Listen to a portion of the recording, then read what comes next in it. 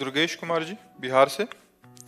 राधे राधे महाराज जी। महाराज जी, आपने एक सत्संग में कहा था कि बिना भगवान की कृपा के हम नाम जप नहीं कर सकते। तो अगर कोई भक्त नाम जप करता है और कभी उसका नाम जप छूट जाता है तो उस समय उस पर भगवान की कृपा नहीं होती?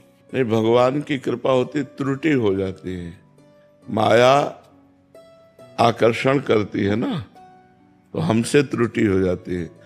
एक बार भगवान की कृपा हो गई, आपका नाम जप शुरू हो गया, इसके बाद आप किसी वस्तु से प्रभावित होकर नाम जप छोड़ दिए, मान लो भोजन, किसी व्यक्ति से प्रभावित होकर नाम जप, तो ये हमारी गलती है।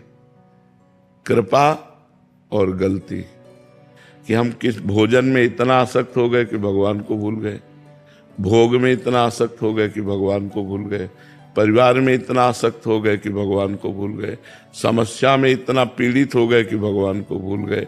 तो कई ऐसे क्षेत्र हैं जहां हम असावधान हो जाते हैं और भगवान का विस्मरण हो जाता है। इसी का नाम माया है। जो भगवान का विस्मरण करा दे वो माया, और जो भगवान की स्मृति में डुबो दे वही भक्ति। तो हम भक्ति को पकड़े, बार बार अभ्यास करें नाम जप का, इसमें भगवान की अकृपा नहीं है।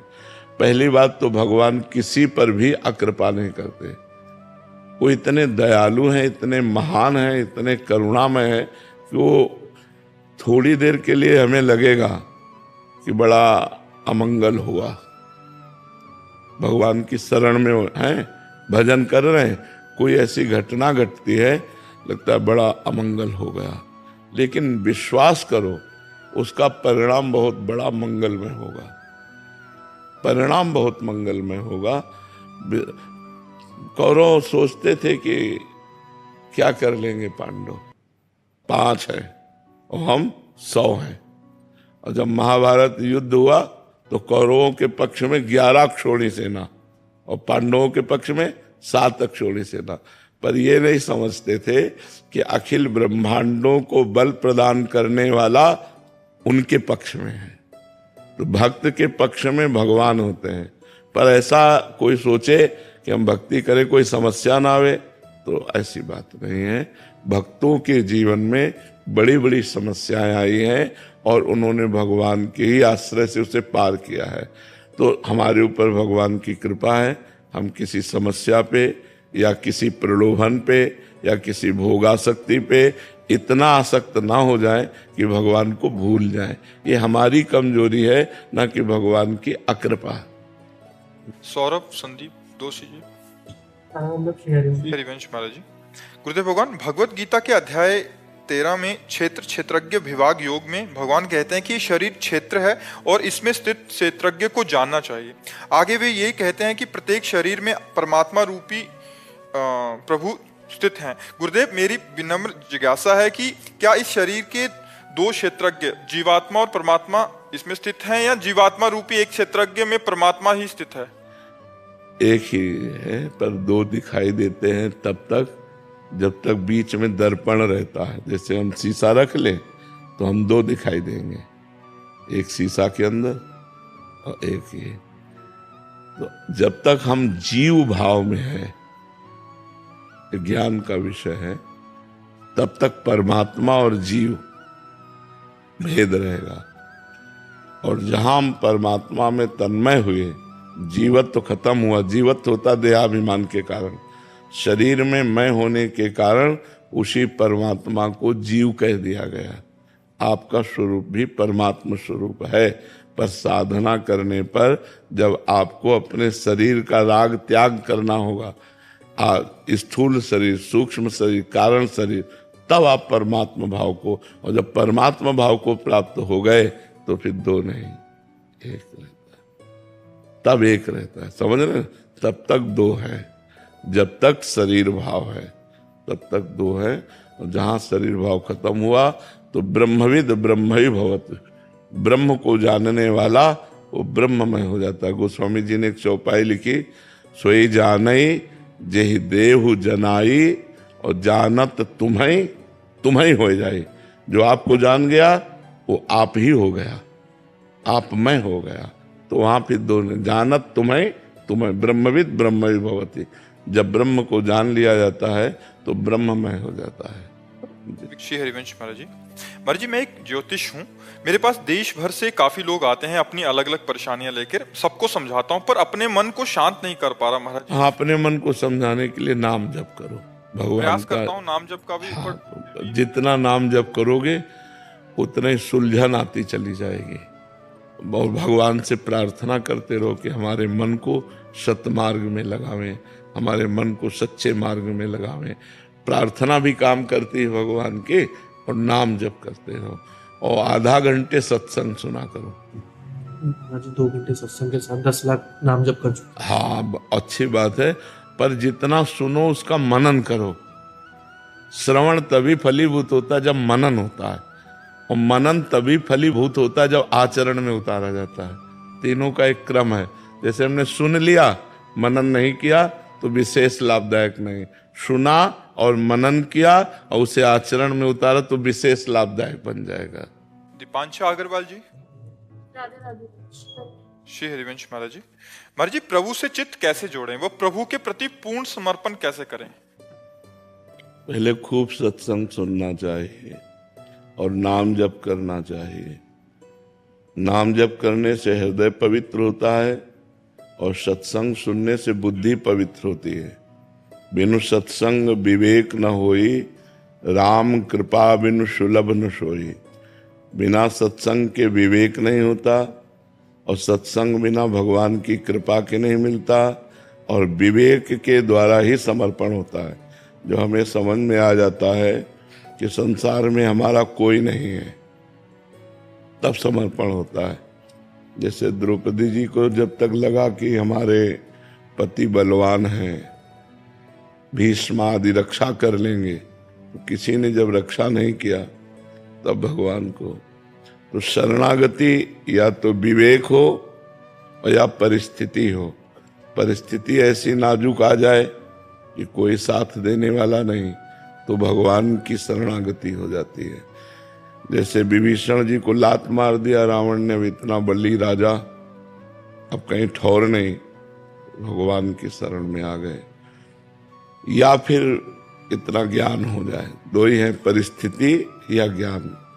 ज्ञान हो जाए कि संसार नाशवान है, यहाँ कोई अपना नहीं, एक भगवान के सिवा कोई नहीं, और भगवान की शरण में हो जाए तो नाम जप से हृदय पवित्र होगा, और सत्संग से बुद्धि पवित्र होगी, जिसमें विवेक जागृत होगा। विवेक से वैराग्य, और वैराग्य से भगवान के चरणों में अनुराग। इसलिए जरूरी है खूब नाम जप करो और खूब सत्संग सुनो। पर नाम जप और सत्संग का प्रभाव तभी पड़ेगा जब आपका भोजन शुद्ध होगा। भोजन शुद्ध होगा, विचार शुद्ध होंगे, आचरण शुद्ध होगा, तो आपकी साधना परिपक्व हो जाएगी। भोजन अशुद्ध, विचार अशुद्ध, आचरण अशुद्ध, तो आपकी साधना मलिन हो जाएगी, विक्षेप पड़ जाएगा, बाधा पड़ जाएगी। महाराज जी, बाहर रहते हैं तो प्याज लहसुन का सेवन होता है, ऐसे में बुद्धि शुद्ध कैसे रखें? हाँ, प्याज लहसुन की बड़ी समस्या है कि जिनका मन स्वाद में फंस गया है, तो प्याज लहसुन छोड़ना कठिन नहीं। इरादा पक्का हो जाए तो हम कह सकते हैं ना कि प्याज लहसुन बिना सब्जी दीजिए। हमें होटल में भी बोल सकते हैं हम कि आप प्याज लहसुन मत डालिए।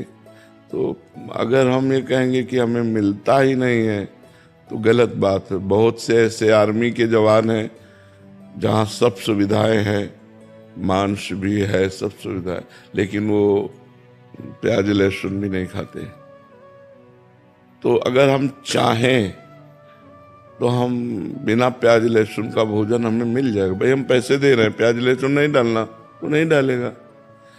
अब जब हमें स्वाद की बात आएगी तो फिर अब बिना प्याज लहसुन का भोजन सात्विक भोजन होता है, और वो स्वाद नहीं आता जो प्याज लहसुन से, वो स्वाद नहीं आएगा।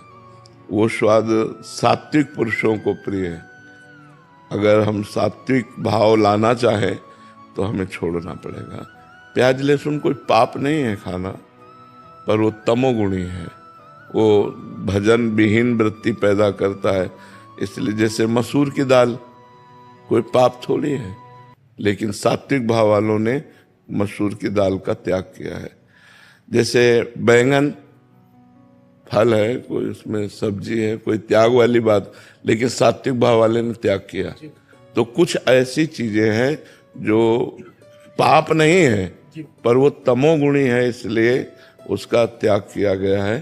तो हमें लगता है हमें पवित्र बुद्धि जो भगवान में लगानी है वो प्राप्त करने के लिए कोशिश करें कि प्याज लहसुन छोड़ दें। कोशिश करें, कोशिश करने से सब कुछ हो जाता है, सब कुछ हो जाता है। जब हम कोशिशें नहीं करेंगे कि अब तो संसार में बिना प्याज लहसुन के भोजन ही नहीं मिलेगा, तो ऐसा नहीं। बहुत से नौकरी करते हैं, बहुत से बच्चे विद्यार्थी जीवन में वो प्याज लहसुन नहीं खाते, दीक्षा लिए हुए हैं। तो हमें लगता है अगर हम प्रयास करें तो सफलता हमें मिल सकती है।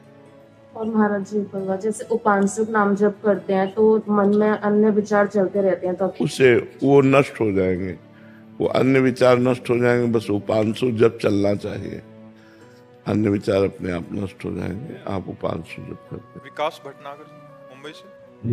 श्री श्री हरिवंश महाराज जी। महाराज जी, जब श्री कृष्ण भगवान जी ने उद्धव जी को गोपियों के पास भेजा तो कहा तुम्हारा ज्ञान वहां काम नहीं करेगा। तो महाराज जी प्रश्न है कि ज्ञान और प्रेम परस्पर विरोधी हैं और विरोधी नहीं, विरोधी नहीं है, विरोधी नहीं है। ज्ञान जिस तत्व को समझाता है, प्रेम उस वस्तु का आलिंगन करता है। जिस परब्रह्म परमात्मा तत्व को ज्ञान समझाता है वो केवल समझ का विषय नहीं रह जाता। प्रेमियों के स्वाद लेने का विषय, उसके रूप का, उसके संग का, उसकी लीला का वो रसास्वादन करता है। और ज्ञानी केवल तत्व को जानकर उसमें लीन हो जाता है। तो वो लीन होना और प्रेम में लीन होना दोनों अलग अलग है, विरोधी नहीं है। भगवत मार्ग विरोधी कैसे हो सकते हैं? विरोधी नहीं है, पर भाव विरोध पैदा हो जाएगा। जैसे ज्ञान में है शिवोहम अहम ब्रह्मास्मि, और भक्ति में है दासोहम, मैं भगवान का दास हूँ। तो अब इसमें कैसे पटरी कैसे बैठ पाएगी? और दोनों भगवान को ही प्राप्त हो रहे हैं। एक भगवान में लीन हो रहा है और एक भगवान की सेवा कर रहा है, भगवान की लीलाओं का रसास्वादन कर रहा है। तो भाव में विरोध हो सकता है, तत्व में विरोध नहीं है। तत्व तो एक है, वही जो ब्रह्म है वही राम है, वही कृष्ण है, वही हरि है। उसी को भगवान भक्त जन कहते हैं, ज्ञानी जन ब्रह्म कहते हैं, योगी जन परमात्मा कहते हैं। भाव में अंतर हो जाता है। भाव में मैं वही हूँ ज्ञान, और भक्ति में मैं आपका दास हूँ। वो दास की तन्मयता से तन्मय हो जाता है, वो मैं की तन्मयता में लीन हो जाता है। एक अभेद भक्ति है और एक भेद भक्ति है। तो भाव नाम जप से आएगा शरणागति से? शरणागति होकर के ही नाम जप करना चाहिए तो ज्यादा लाभ मिलेगा। जब तक शरणागति नहीं होती तब तक नाम जप करते रहिए, लेकिन रंग तभी आएगा जब शरणागति हो जाएंगी।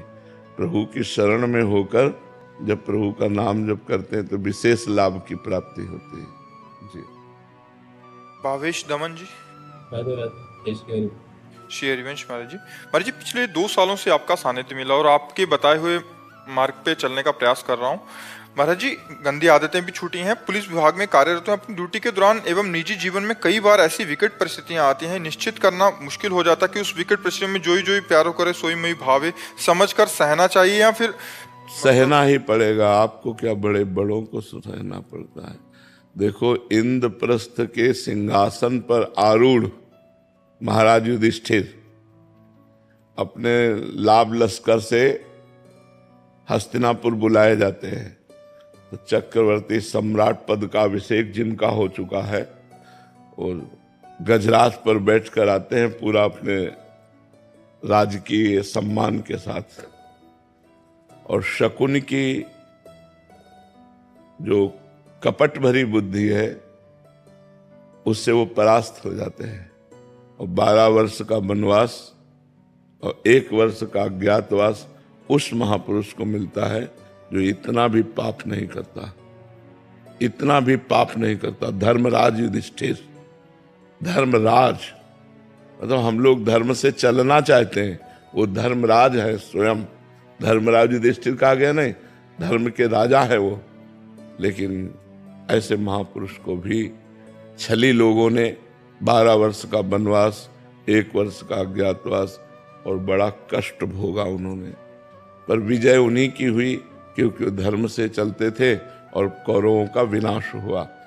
तो ऐसा नहीं कि धर्मात्मा पुरुष के जीवन में संकट नहीं आते, बहुत बड़े बड़े संकट आते हैं, पर नाम जप करते हुए भगवान उनको पार कर देते हैं। बड़ी समस्या, ये संसार संकट का घर है।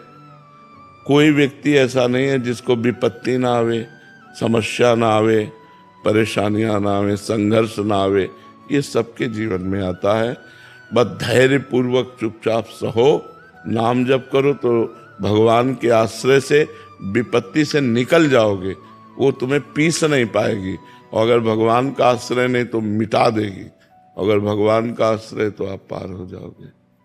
काश जी, राधे राधे। राधे राधे महाराज जी। महाराज जी, मेरे मन में ये प्रश्न बार बार उठता है कि मेरा जन्म इस संसार में क्यों हुआ? कोई व्यक्ति कैसे जान पाए कि वह किस कारण ईश्वर द्वारा इस लोक में भेजा भगवत प्राप्ति के लिए हुआ है, अपने स्वरूप ज्ञान के लिए हुआ है।